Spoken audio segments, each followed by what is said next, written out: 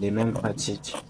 Quand il vous envoie un message vous disant que votre compte bancaire a été crédité d'1 million de dollars, d'une somme un peu plus élevée, après quelques minutes, ils vont tenter de rentrer en contact avec vous, vous disant que c'était une erreur, ou peut-être au niveau du formulaire où il faut maintenant aller voir son argent. Il y a toujours quelque part où il faudra mettre votre numéro bancaire ainsi que enfin, bref, vos identifiants de connexion. Alors, très chers amis, c'est votre première fois de me trouver sur cette vidéo. N'hésitez pas de vous abonner, de liker la vidéo, de la partager en fin de la vidéo. Voilà, restez là, consommez là.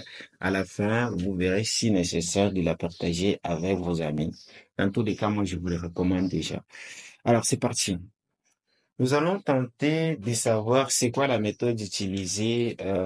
Nous allons nous baser sur les termes un peu techniques du domaine et voir quels sont les outils à recommander si les besoins se prononcent.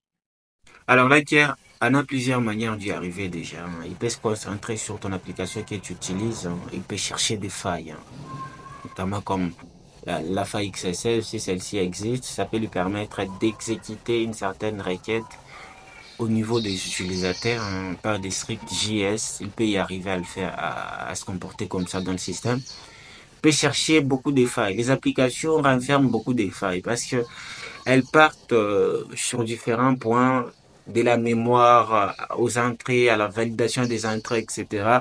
Peut justement se concentrer jusqu'à trouver une. Ça peut être dans l'envoi des messages dans les réseaux. Il peut essayer de passer en revue de tous les points en utilisant des scanners de vulnérabilité qu'il a déjà à sa possession. Ces scanners sont gratuits sur Internet. Vous pouvez aussi les avoir. D'ailleurs, il y a des vidéos que je montre comment les avoir sur cette chaîne. Donc, tout est à la disposition de tout le monde, si seulement vous avez la connaissance. Alors, soit il peut se concentrer dans cette technique qu'on appelle l'ingénieur social. Il va essayer de créer textuellement de copier textuellement les services que vous consommez. Voilà, il vous envoie les liens comme ça et vous cliquez dessus.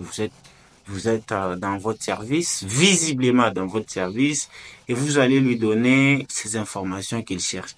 Alors, c'est un peu ça, les recommandations. Les dire comme ça, c'est simple, les mettre en pratique, c'est ce qui commence à devenir un peu plus complexe. C'est d'ailleurs pour ça que je prépare une deuxième vidéo pour vous faire voir les tenants et les aboutissants de cette technique, comment s'y prendre. Voilà, merci beaucoup. N'hésitez pas à vous abonner.